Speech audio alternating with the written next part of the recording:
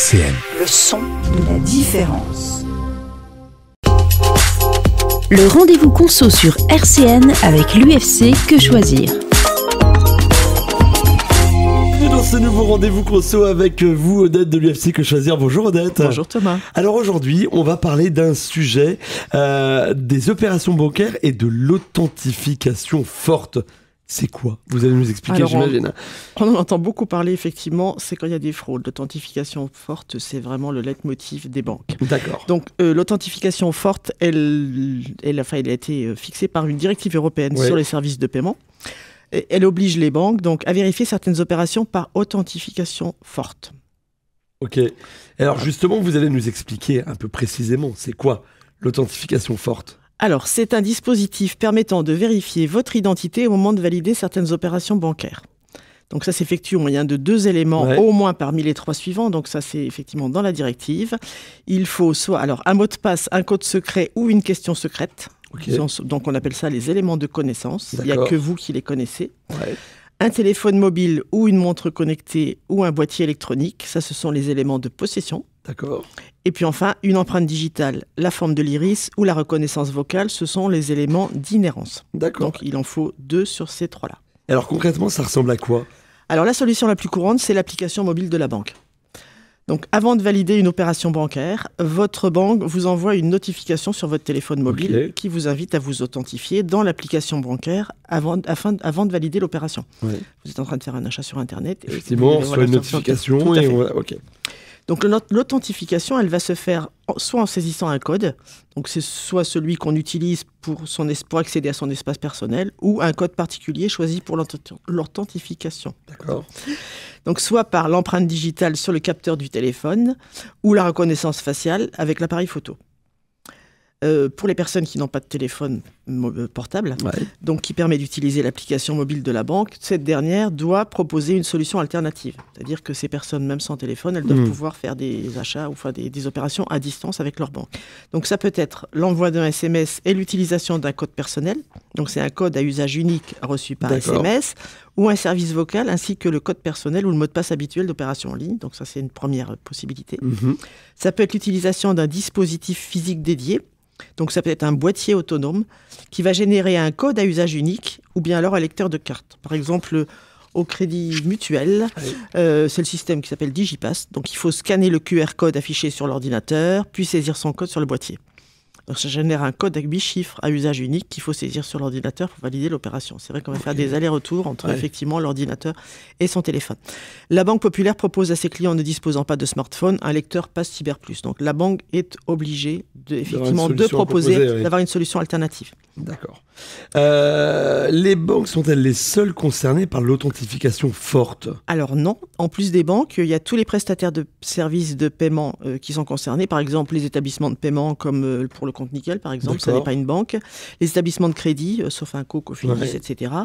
Ou les services de paiement mobile, par exemple Apple Pay, Samsung Pay, Paylib, etc. Donc chaque fois qu'on fait effectivement des opérations de paiement en ligne, on doit avoir l'authentification forte qui doit être mise en place. Alors, dans quel cas l'authentification forte est-elle nécessaire ?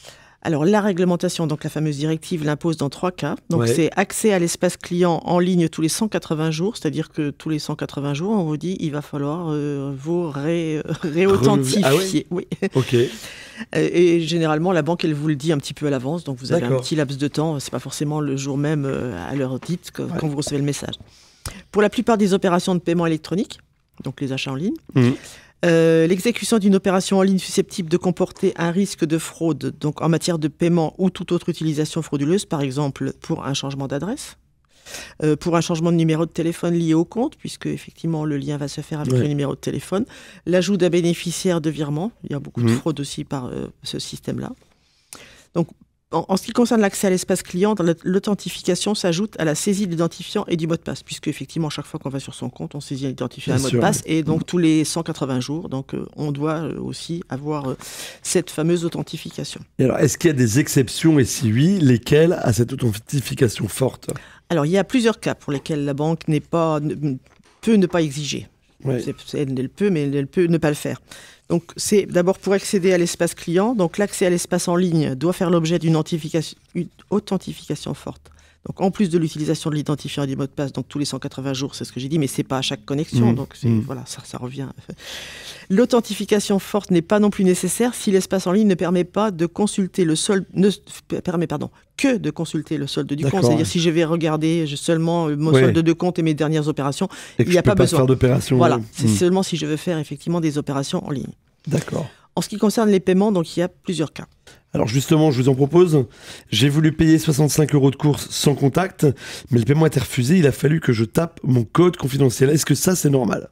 Alors oui, c'est tout à fait normal. Tout d'abord, le paiement sans contact n'est possible pour le moment que pour les montants inférieurs ou égaux à 50 €. Alors, et même pour un paiement inférieur à 50 €, l'authentification en composant le code de la carte peut être régulièrement demandée. Donc, il est demandé quand on a fait plus de 5 opérations consécutives sans contact. Quand le montant cumulé des paiements sans contact dépasse 150 €. D'accord. Et enfin, certaines banques ont abaissé ce plafond. Donc, ne pas hésiter à contacter sa banque pour vérifier si effectivement je peux sans problème l'utiliser. J'ai payé sur Internet un achat pour une valeur de 20 €. Je suis étonné de ne pas avoir eu à valider l'opération via mon application bancaire. Qu'est-ce qu'il en est ? Alors, les paiements à distance de faible valeur ne sont pas soumis à l'authentification forte. Par exemple, les paiements inférieurs à 30 €, sauf... Donc là aussi, on a des exceptions. Si le montant cumulé des précédentes opérations est supérieur à 100 €, si je fais beaucoup d'opérations à 30 €, à un moment, effectivement, on va me demander, ce qui est logique. Bien sûr, ça protège aussi. Si le nombre d'opérations consécutives sans authentification forte n'excède pas 5. D'accord. C'est-à-dire à partir du moment où il y a plus de 5, voilà. Là, il y aura, je vais prendre un abonnement d'1 an dans une salle de sport.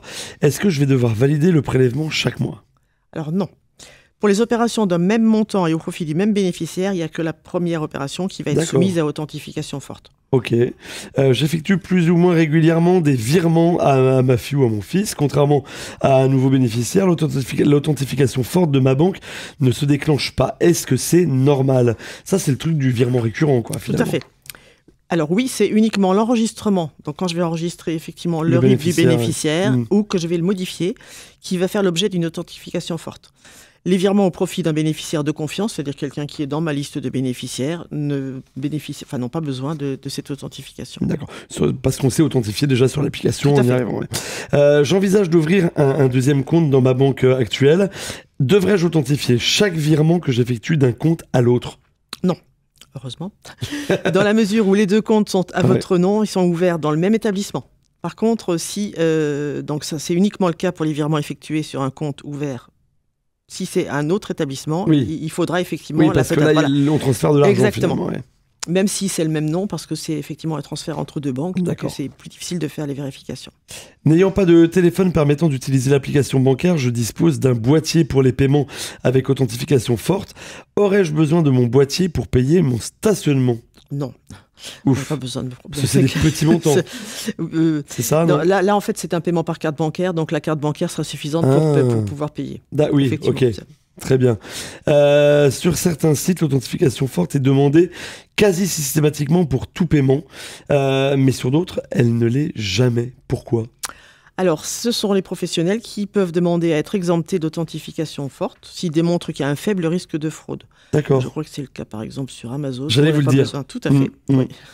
D'ailleurs, je me suis fait voler une fois ma carte et il y a eu des paiements Amazon. Voilà. C'est le revers de la médaille. Tout à fait, Donc, le niveau de risque d'un paiement, il est évalué en fonction du taux moyen de fraude chez l'émetteur de la carte. Donc, j'imagine que chez Amazon, il n'y en a peut-être pas beaucoup.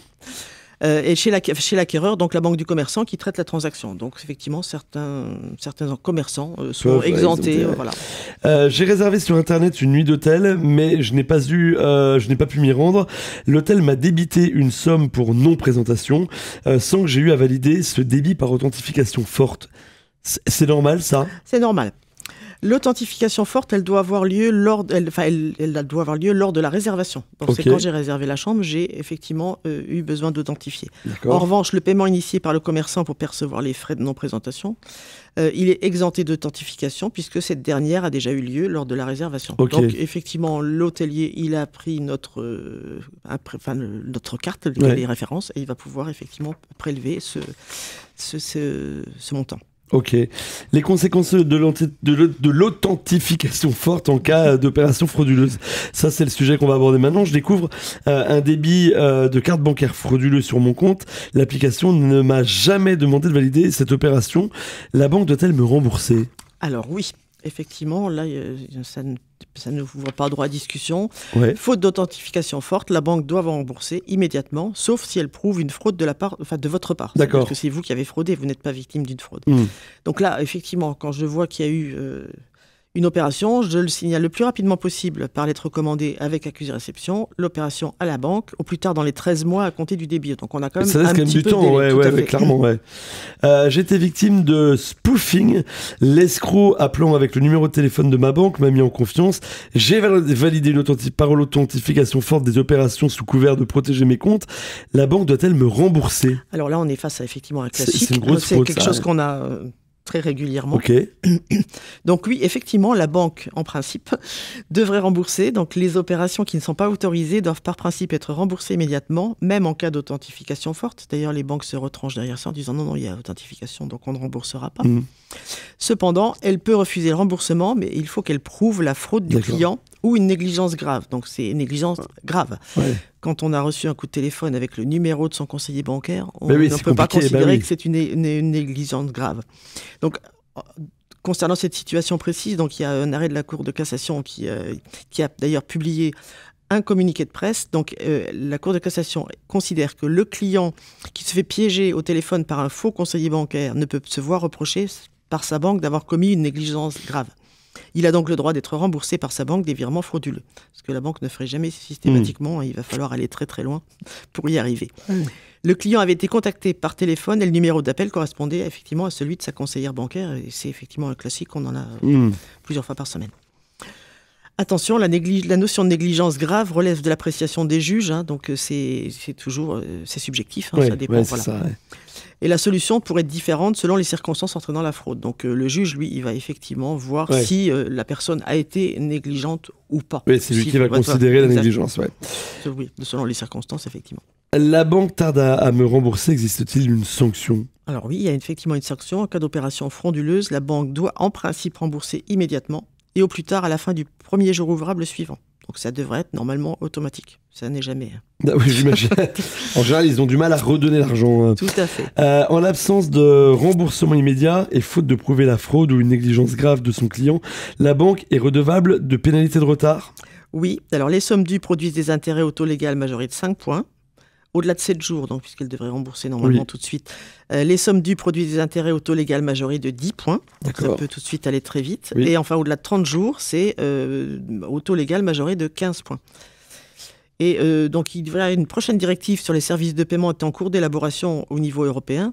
Et les règles concernant la protection des consommateurs et l'authentification forte sont amenées à évoluer.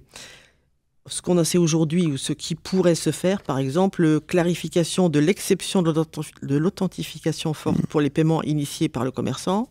Ça pourrait aussi concerner la simplification de l'authentification forte pour l'accès au compte. D'accord. C'est vrai que c'est un petit peu lourd quand même. Oui, tous ces codes qu'on doit rentrer, etc.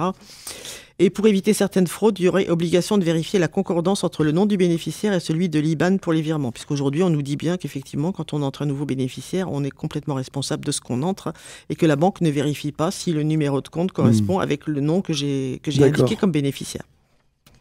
Vous avez des conseils à nous donner ? Alors oui, ce qu'on répète toujours et qui est répété aussi par toutes les banques, donc ne jamais donner ses coordonnées bancaire par téléphone à qui que ce soit, y compris à son conseiller. D'ailleurs, il doit les avoir, donc il n'a pas besoin de vous les demander. Et puis enfin, un autre conseil qu'on répète aussi à longueur de temps, ne pas cliquer sur un lien dans un mail ou en SMS. On a tous le SMS, le paquet ne rentre pas dans la boîte, la carte vitale à refaire, l'abonnement SNCF, etc. Il faut tout de suite cliquer parce que ça va... ou une amende, etc. Et là, à chaque fois, on se fait avoir et les sommes peuvent être quand même très conséquentes. Merci Odette pour tous ces conseils. On le rappelle, l'authentification forte, c'est fait pour nous protéger. Ça peut avoir un petit aspect pénible, mais ça nous protège quand même. C'est fait pour nous protéger, effectivement. Merci en tout cas à vous. Je rappelle que si vous n'avez entendu qu'une partie de cette chronique, vous pouvez l'entendre en intégralité sur notre site internet www.rcn-radio.org. Puis si jamais on rencontre qu'on s'aperçoit qu'on a subi une fraude, on peut évidemment s'adresser à vous, l'UFC Que Choisir. Tout à fait. Donc soit en prenant rendez-vous par téléphone, soit en allant sur notre site et prendre rendez-vous, ou même déposer sa question en ligne et on peut traiter le dossier. Merci beaucoup Odette. On se donne rendez-vous la semaine prochaine ? Pas de problème. Pour un nouveau rendez-vous conso. À la semaine prochaine. À la semaine prochaine. RCN, www.rcn-radio.org